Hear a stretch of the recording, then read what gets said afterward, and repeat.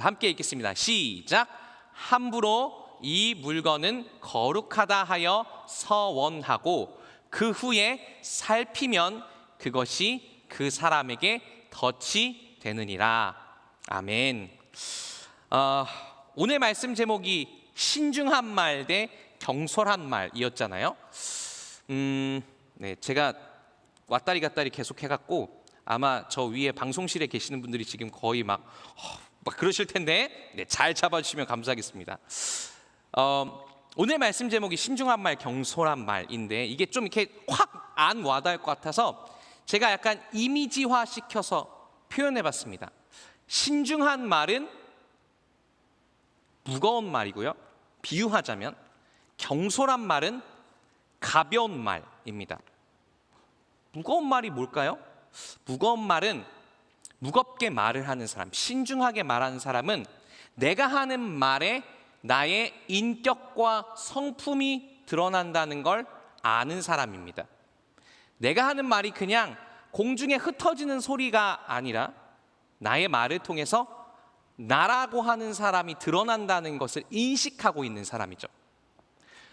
반대로 말을 가볍게 하는 사람은 나의 인격과 나의 얼굴과 내가 하는 말이 분리되어 있다라고 생각하는 사람입니다.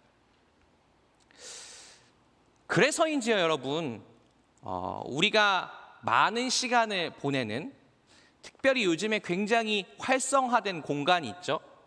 얼굴을 가리고 말할 수 있는 곳이 있잖아요. 어디죠? 바로?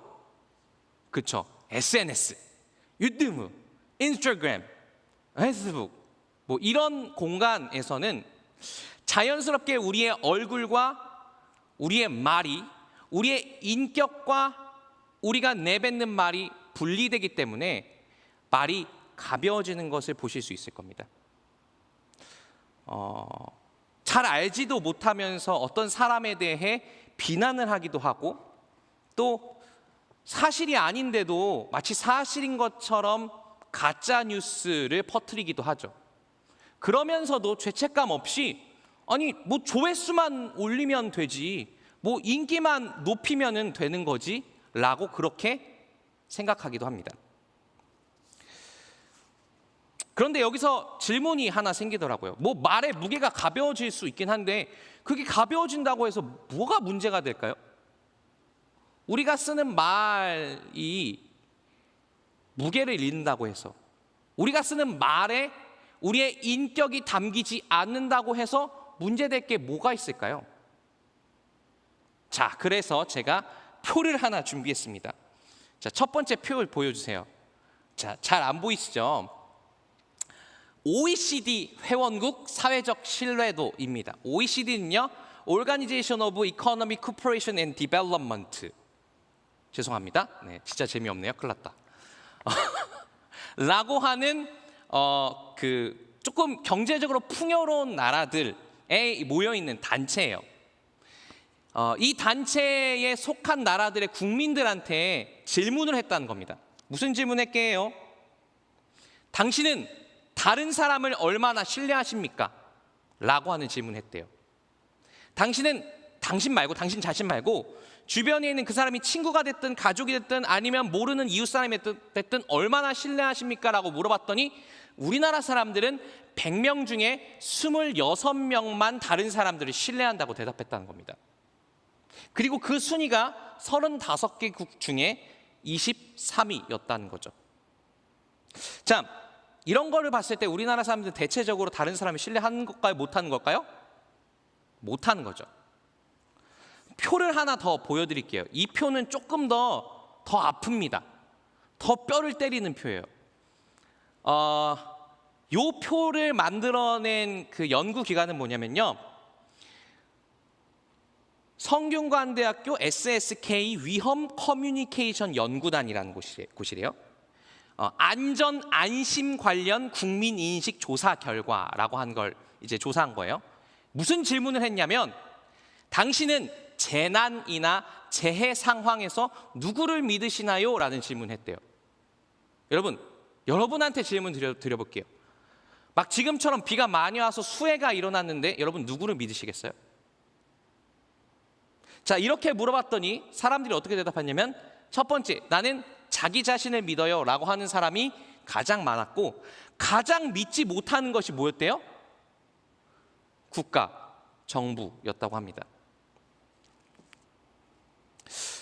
저는 이 두 표가 보여주는 우리가 살고 있는 이 시대와 우리가 살고 있는 이 대한민국이라는 공동체의 현실을 보면서 되게 마음이 아팠어요.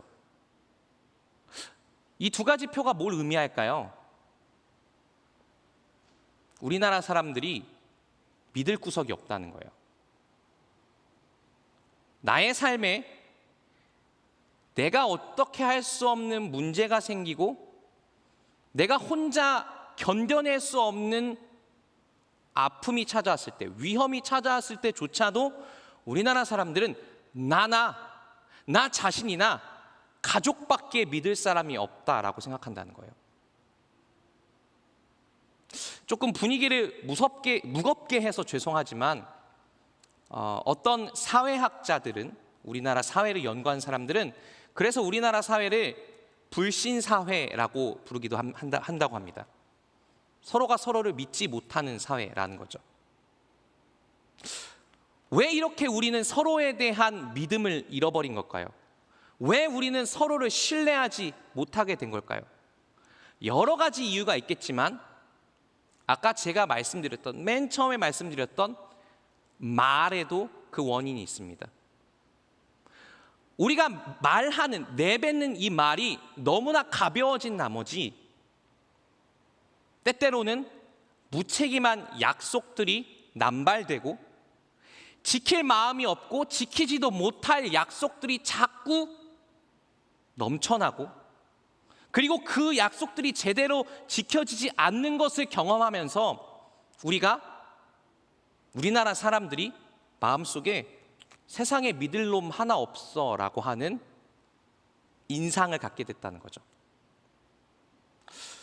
여러분, 그렇다면 이런 시대에, 이런 세상 속에서 우리는 달라야 되잖아요. 그렇죠? 우리는 다르게 살아야 되잖아요.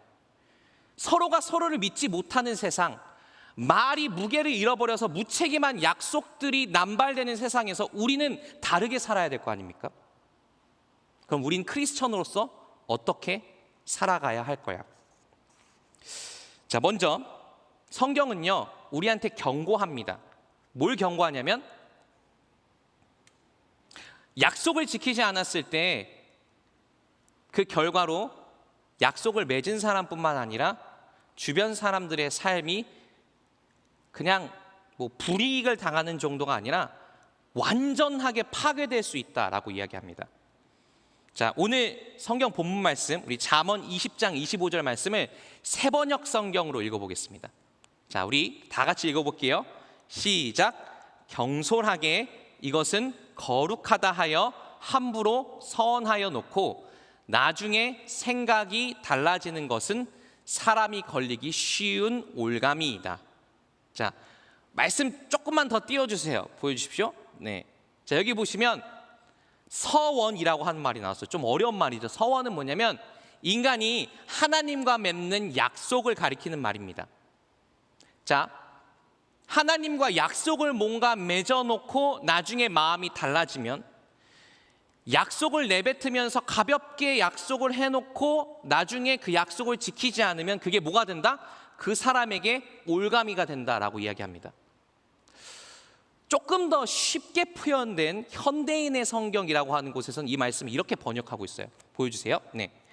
신중하게 생각해보지도 않은 채 무턱대고 하나님께 헌물을 드리겠다, 바치겠다는 약속을 해놓고 나중에 후회하는 것은 어리석고 경솔한 것이다 라고 이야기합니다.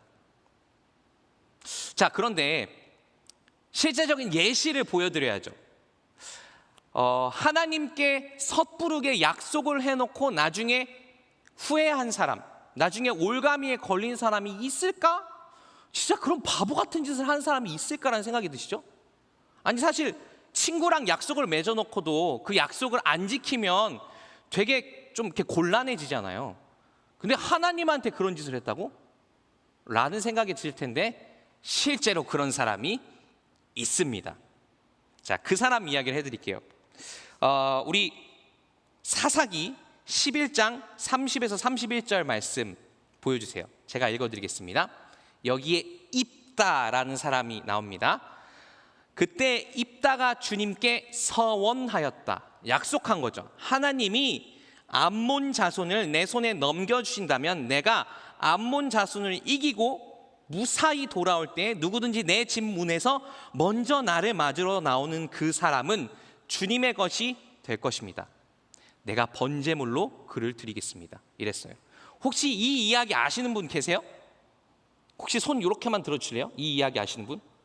좀 생소하시죠? 사실 이 이야기는 되게 끔찍한 이야기입니다. 31절 보여주세요. 31절 한 번만 보여주세요. 이렇게 돼 있어요. 자, 봐봐요. 여기 보시면 입다라는 사람이 이렇게 얘기해요. 하나님이 암몬이라고 하는 민족을 내가 이길 수 있도록 나에게 힘을 주시면 뭐 한다고요? 나를 가장 먼저 맞으러 나오는 사람, 내가 집에 돌아갔을 때 나를 가장 먼저 잘 싸우셨습니다 라고 이렇게 맞는 사람 뭐 할 거다? 번제물로 드릴 거래요. 여러분, 번제는 제사입니다. 번제란 제사 어떻게 드릴까요? 네, 제물이 오면 그 제물을 죽여요. 그 다음에 그 제물을 다 조각조각 잘게 잘라요. 그 다음에 그 제물의 고기를 온전히 다 태워서 그 냄새를 하나님께 올려드리는 제사가 번제입니다. 맞죠? 근데 입다라는 사람이 지금 어떤 약속을 하는 거예요? 사람을 번제물로 드리겠대요. 무시무시한 약속 아닙니까? 이런 약속 해도 될까요? 하면 안 되죠. 사실 입다가 저렇게 섣부르고 가볍게 약속을 했던 이유가 있습니다. 입다가 물론 제가 보기엔 그렇게 좋은 사람은 아닌 것 같지만 입다에게도 이유가 있었습니다. 어떤 이유가 있냐면요, 입다는 출신 성분 자체에 컴플렉스가 있었어요. 입다가 살았던 시대는 사사기라고 하는 사사시대라고 하는 시대입니다. 그 사사시대는 이스라엘이 이렇게 12개의 부족으로 되어 있던 시대인데요, 이런 부족 국가 시대에 가장 중요한 건 뭐냐면요, 한 사람의 개인의 능력이 아니라, 요즘 여러분 막 스펙 같은 거 따지잖아요. 한 사람의 스펙이 중요한 게 아니라 사사시대에 제일 중요한 건 뭐냐면 내가 어떤 부족, 어떤 가문의 몇째 아들인지가 제일 중요해요. 나의 출신 성분이 제일 중요한 스펙이에요. 자, 그런데 입다는요, 입다의 어머니가 누구였냐? 아버지의 두 번째 부인이었습니다. 이것부터 컴플렉스였어요. 흔히 말하는 역사에서 보시면 정실 부인이 아니었던 거예요. 그리고 더 큰 문제는 입다의 어머니는 일반 평민이 아니라, 죄송해요 이런 표현에서, 근데 성경에 그렇게 써 있으니까, 성매매 여성이었습니다. 그래서 입다의 이런 출신 성분을 위해서 입다의 형제들이 입다를 집에서 쫓아내요. 너희 더러운 놈 하면서 쫓아내요. 그렇게 집에서 쫓겨난 입다가 어떻게 살았냐면 되게 거칠게 살았어요. 거칠게 살면서 싸움하는 방법, 사람을 모으고 이끄는 방법을 배웠습니다. 리더십 있는 싸움꾼이 된 거죠. 그래서 나중에 이스라엘 백성들이 이 암몬 자손이랑 전쟁을 해야 될 때 군대를 이끌 만한 리더가 없는 거예요. 그래서 누구를 스카우트했을까요? 입다를 스카우트한 겁니다. 자기를 내쫓았던 그 민족, 그 부족에게 스카우트당한 입다, 어떤 마음이 있었을까요? 내가 암몬 자손을 보기 좋게 물리쳐서 나를 쫓아낸 저 사람들에게 내가 얼마나 대단한 사람인지를 보여줘야지, 나를 드러내고자 하는 마음이 있었을 겁니다. 내가 괜찮은 사람이라고 하는 걸, 능력 있는 사람이라고 하는 걸 입증하고 싶은 마음이 있었을 거예요. 그래서 입다는 저렇게 섣부르고 말도 안 되는 약속을 해버리고 맙니다. 그런데 여러분, 영화보다 더 반전 같은, 더 무시무시한 일이 일어나죠. 입다가 싸움에서 승리했어요. 암몬 자손과의 싸움에서 이겼어요. 그리고 집으로 딱 돌아왔는데 입다를 가장 먼저 맞으러 나온 사람이 누구였을까요? 입다가 가장 사랑하는 외동딸이었습니다. 사실 성경은 이 뒤에부터 입다의 딸 이야기를 잘 이렇게 명확하게 이야기해 주지 않습니다. 저는 제가 보기엔 제가 아는 하나님은 그런 제사 안 받으셨을 거예요. 그런데 이 이야기가 이야기해 주는 건 뭐냐면, 우리가 가볍게 한 약속, 가볍게 내뱉은 그 말이 나의 욕심, 나를 드러내고자 하는 동기에서 한 그 약속이 나를, 내 주변에 있는 사람들을 얼마나 고통스럽게 하고 있는지를 이 이야기는 경고합니다. 그런데요, 아마 이런 생각을 하실 수도 있을 것 같아요. 전사님, 약속을 하는 게, 약속이라고 하는 거, 가벼운 말을 내뱉으면 안 되고 무겁게 약속을 하는 게 중요한 건 알겠어요. 그런데 그것 때문에 막 입다 이야기처럼 사람이 죽고 뭐 이런 건 좀 너무 과하지 않나요? 라는 생각을 하실 수 있을 것 같습니다. 그런데요, 제가 아까 그랬죠? 우리의 말이 가벼워진 순간 우리 사회 전체에 보이지 않는 신뢰가 무너졌다고. 실제로 한나 아렌트라고 하는 철학자가 이런 말을 남겼습니다. 약속에 대해서. 한번 인용구 보여주실래요? 나와라 뿅. 네, 제가 읽어드릴게요. 한번 곰곰이 생각해 보세요. 약속이라고 하는 것에 대해서. 약속은 말로 하는 거잖아요. 약속은 미래에 질서를 부여하는 인간만의 고유한 행위이다. 동물은 약속을 못 한다는 거예요. 그리고 약속 덕분에 인간은 미래를 예측 가능하고 믿을 만한 것으로 받아들일 수 있게 된다. 이게 무슨 소리냐면요, 여러분.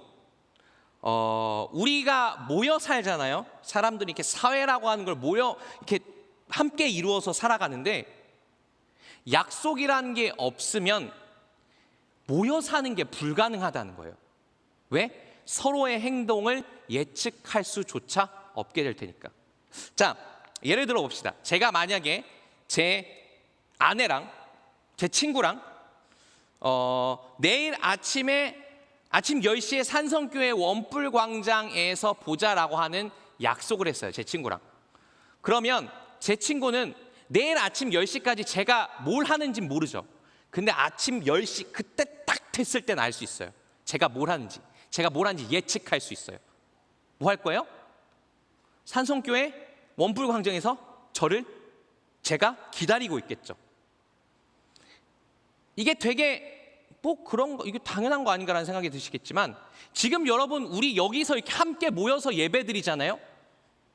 이것도 약속이 지켜졌기 때문에, 우리가 내뱉은 말을 우리가 책임감 있게 지켰기 때문에 이곳에 우리가 함께 모여 예배드리는 겁니다.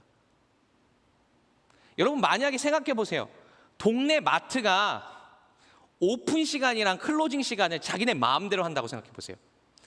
아침 9시에 열고 저녁 10시에 닫습니다 라고 하는 그 약속, 말로 진짜 내뱉은 건 아니지만 써있는 그 약속을 지키지 않는다면 어떤 일이 일어날까요? 일단 마트가 망하겠죠. 그리고 우리는 필요한 물건을 전혀 살 수가 없을 겁니다. 여러분, 생각보다 우리가 내뱉은 말을 신뢰 있게 지키는 것이 우리가 살아가는 세상에 굉장히 필요한 일이에요. 자, 이제 그렇다면 마지막으로 질문해야 됩니다. 어떻게 하면 말을 무겁게 할 수 있을까? 어떻게 하면 약속을 잘 지킬 수 있을까? 어떻게 하면 책임감 있게 약속을 지켜서 우리가 서로에게 신뢰를 주는, 안전하게 느껴지는 사회 속에서, 세상 속에서 살아갈 수 있을까요? 자, 그 방법은 성경에 있고요. 이런 질문을 드려볼게요. 여러분, 어떻게 하면 착하게 살 수 있죠? 크리스천으로서 어떻게 하면 선하게 살 수 있을까요? 어떻게 하면 좀 우리가 다른 사람들 세상의 빛과 소금으로서 살아갈 수 있을까요? 사실 이 질문에 대한 답은 간단합니다. 뭐 하면 되냐면요, 하나님께서 우리에게 해주신 그대로 사고 살아가면 돼요. 이게 여러분 기독교인들의 삶의 방식의 중요한 원칙입니다. 예수님께서 나에게 해주신 대로 그대로 살아가면 돼요. 하나님께서 우리를 위해 하신 대로 살아가면 돼요. 그러면 약속을 지키는 것도 마찬가지예요. 하나님께서 우리를 위해 약속을 지키신 대로 우리도 약속을 지키고 살아가면 됩니다. 자, 예레미야서 31장 31절에서 33절 말씀 보여주세요. 자, 제가 읽어드릴게요. 여기에 언약이라고 하는 말이 나오는데 저게 하나님께서 세우신 약속입니다. 제가 읽어드릴게요. 그때가 오면 내가 이스라엘 가문과 유다 가문에 새 언약을 세우겠다. 나 주의 말이다. 일단 자, 여기까지만 읽어볼게요. 새 언약을 세우겠다라고 했어요. 내가 이스라엘 가문과 유다 가문에 새 언약을 세우겠다.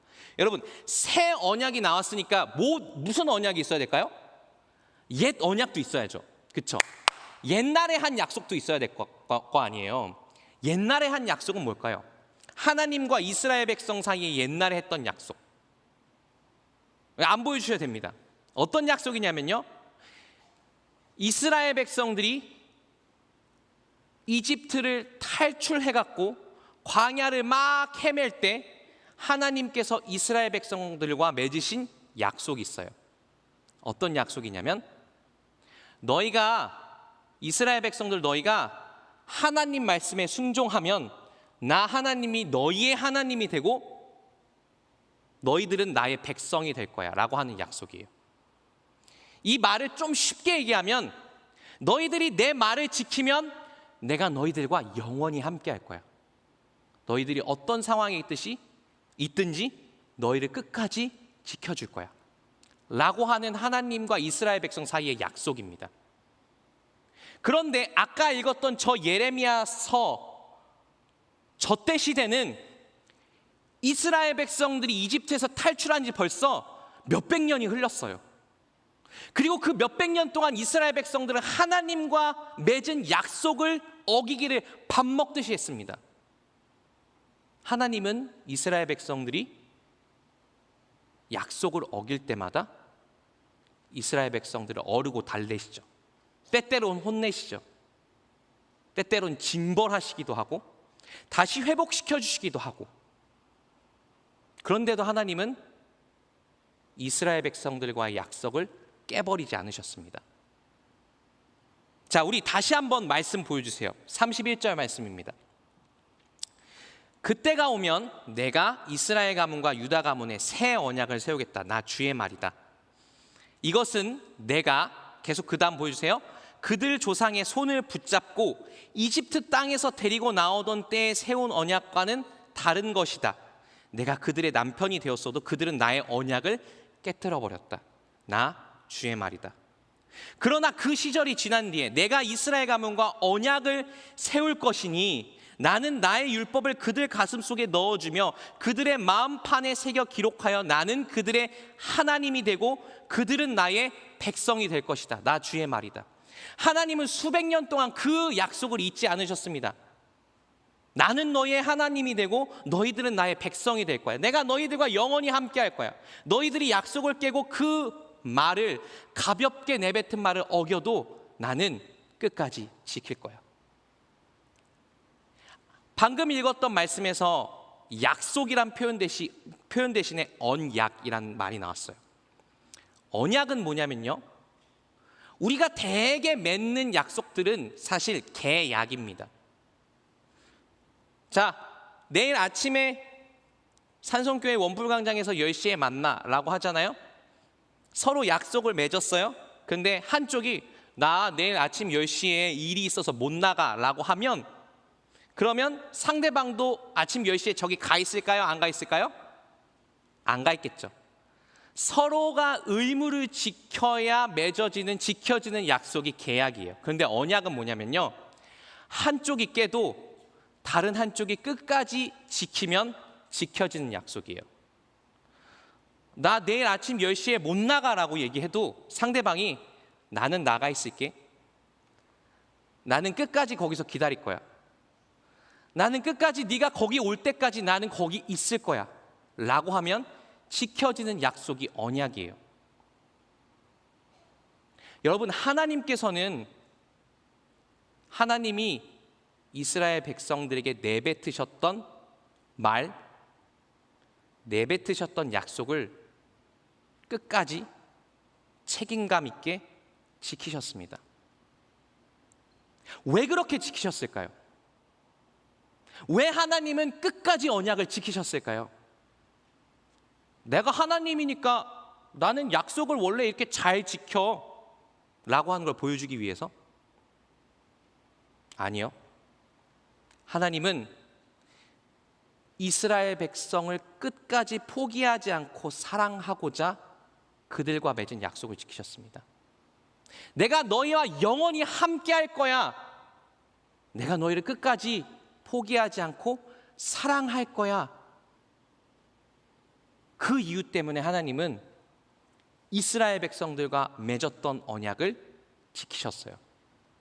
여러분, 그래서 우리가 약속을 지키는 방법은 이겁니다. 유튜브에 보면 구체적으로 약속을 지킬 수 있는 다양한 수단들이 나와요. 약속 시간에 일찍 가세요. 이렇게 생각해 보세요. 저렇게 생각해 보세요. 라고 하는 이야기가 엄청 많이 나옵니다. 그런데 그 어떤 영상도 우리가 내뱉은 약속을 끝까지 지킬 수 있는 마음의 동기를 얘기해 주진 않아요. 마음의 이유를 이야기해 주진 않아요. 여러분이 만약에 그래서 누군가와 약속을 끝까지 지키시기 원한다면, 누군가에게 내뱉은 말을 책임감 있게 지켜가길 원하신다면 먼저 질문하셔야 됩니다. 나는 내가 내뱉은 말을 듣는 그 사람을 하나님처럼 충분히 사랑하고 있는가? 여러분이 만약에 나 자신과 맺은 약속을 끝까지 지켜가시길 원한다면 스스로에게 질문하십시오. 나는 나 자신을 충분히 사랑하고 있는가? 약속을 지키기 위해서 내뱉은 말을 끝까지 지켜가기 위해서 지키는 것이 아니라 그 사람을 사랑하기 때문에 내가 한 말을 지키는 것. 오늘 하나님께서 우리에게 원하시는 것은 바로 그것입니다. 이제 말씀을 정리하려고 합니다.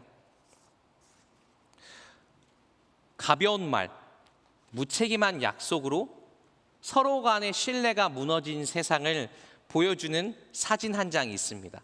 어떤 사진이냐면요, 바로 이 사진이에요. 보여주세요. 되게 익숙한 사진이죠.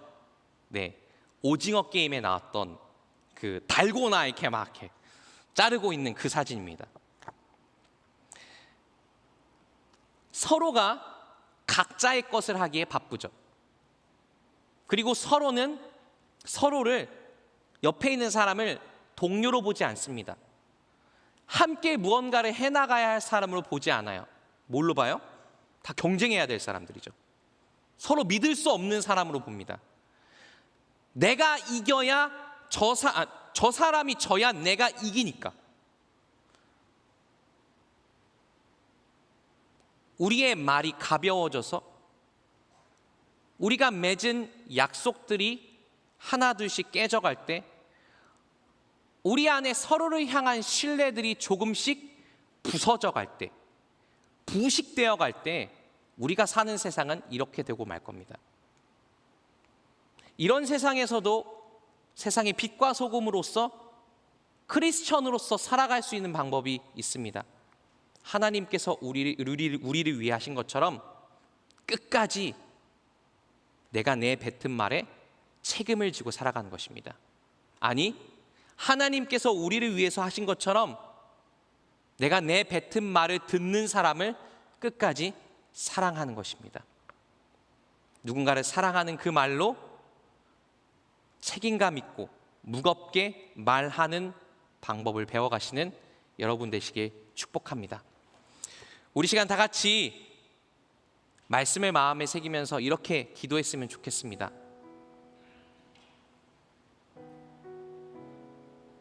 하나님, 우리는 때로 너무 많은 말을 합니다. 지키지 못할 말들, 사실은 지킬 마음이 없는 말들도 합니다. 그냥 우리가 던진 말이 공중에 흩어지는 소리겠거니 누군가는 그것을 기억하지 않겠거니 생각하면서 말을 하고 살아갑니다. 하지만 하나님은 그러지 않으셨습니다. 여전히 하나님은 하나님의 백성과 끝까지 함께하겠다고 한 그 수천 년 전의 약속을 지금까지도 지키셨습니다. 지키고 계십니다. 주님, 그 하나님을 닮아 우리가 내뱉은 말을 책임감 있게 지켜갈 수 있도록 도와달라고, 우리 시간 입술과 마음을 열어 함께 기도하겠습니다. 사랑의 주님, 주님께서 우리를 사랑해 주셨습니다. 주님께서 연약한 우리를 포기하지 않으셨습니다. 사랑하기 때문에 우리와 맺은 약속을 끝까지 지키셨습니다. 사랑하기 때문에 우리에게 내뱉으신 주님의 말씀을 성실하게 지키셨습니다. 주님, 우리도 그렇게 살아가게 하여 주시옵소서. 우리의 말이 그냥 재미를 위한 말, 내가 가진 감정을 그냥 배설하기 위한 그런 가벼운 말들이 아니라 누군가를 사랑하는 말이 되게 하여 주시옵시고, 사랑하는 마음으로 내뱉은 말을 끝까지 지켜가는, 그래서 이 세상의 빛